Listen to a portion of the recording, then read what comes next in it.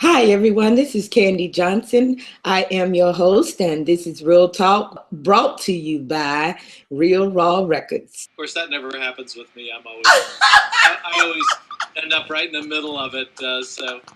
But that's just must be my personality because Yeah, that's that's probably that's what I call consider to be like a natural leader. That even when you try to stick in the background, because I always try to get in the background, but people single me out like a whole group. I've been in places with thousands of people there, and the people will single me out. Literally, out of thousands of people, I'm like, what happens to me the too.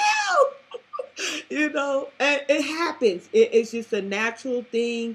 I don't know what it is, other than to explain. It's a natural leadership quality that certain people have.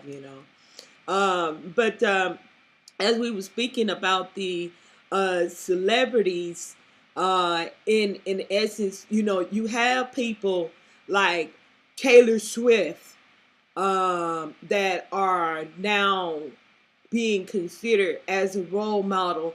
And I'm like, what the fuck? One day I seen her and she had they had her take a picture, and I said, and see, this is what she's teaching the young girls, um she had a short skirt on, all right, and then but she was sitting in a chair, but she had her legs open, but she not locked her knees together, as if to say, "Oh, I'm gonna like tease you with just the thought of what if I just barely open my legs, what you'll see," type of, um, what I mean? Like, why in the hell?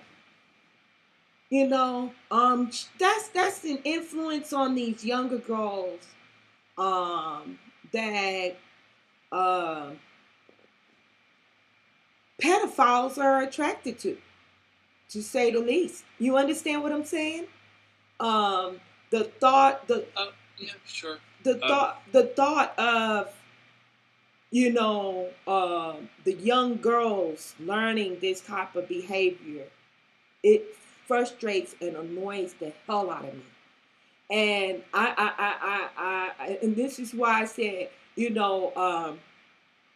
I had to speak up. There's no sense in me being pissed off about it. And people follow me and people respect me.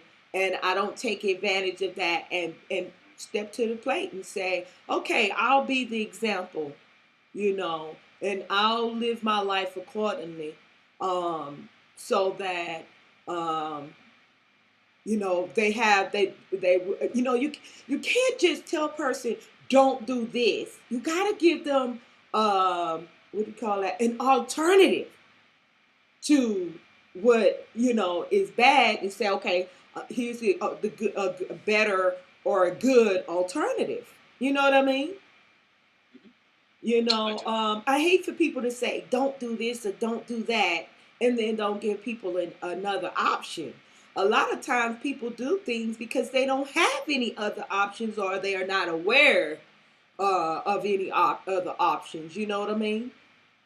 Yeah, I have a friend who just started saying instead of saying "don't do this," he says you could do that.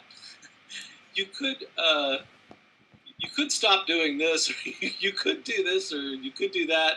Um, without it sounding so harsh. And so I'm not sure I would sign on to that entirely or in every circumstance, but it's kind of an interesting thing.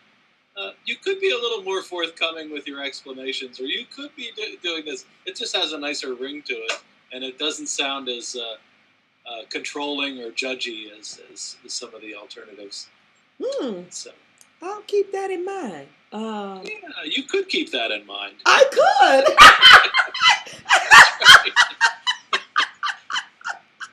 I don't know if I don't know if I have ascribed to saying don't do this or don't do that. Anyways, I Yeah. I don't know what alternative You that. could be a little more understanding. You could be a little more polite in that situation. I don't know. I don't know. It seems a little bit. Of course, sometimes it's the danger you run into when you start really speaking a different way. All of a sudden, is it doesn't sound very authentic. So you have to walk that fine line too. Right. Well, anything you do, um, that's what where the word incorporate into it means. Um, because if you have bad behavior, you don't have bad behavior or habits because it became a habit overnight. You have bad behaviors or habits because you did it and you kept doing it, you kept doing it till it became natural of you to do that. So even with the good habit in that regard, I would say that even though it may not seem genuine in the beginning, I wouldn't stop doing it because it didn't seem genuine. If I sincerely believe that's a better way of expressing and and understanding, then I would just continue to do it until it becomes a natural thing for me to express myself in that manner because that's something good. I've noticed even when I used to sell drugs, I noticed that people will put every effort into doing something bad. When it came down to getting that hit, they would do anything, and nothing could stop them, nothing could discourage them. You know what I mean? But soon as it come to them staying sober, any little thing, oh, my family keep getting on my case, and they are the reason that I couldn't continue. No, no, I'm not trying to hear that shit because when it came down to getting a hit, you didn't let nothing stop you. You didn't let nothing hinder you, nothing discourage you. People called you crackheads and this and that didn't bother you not one bit.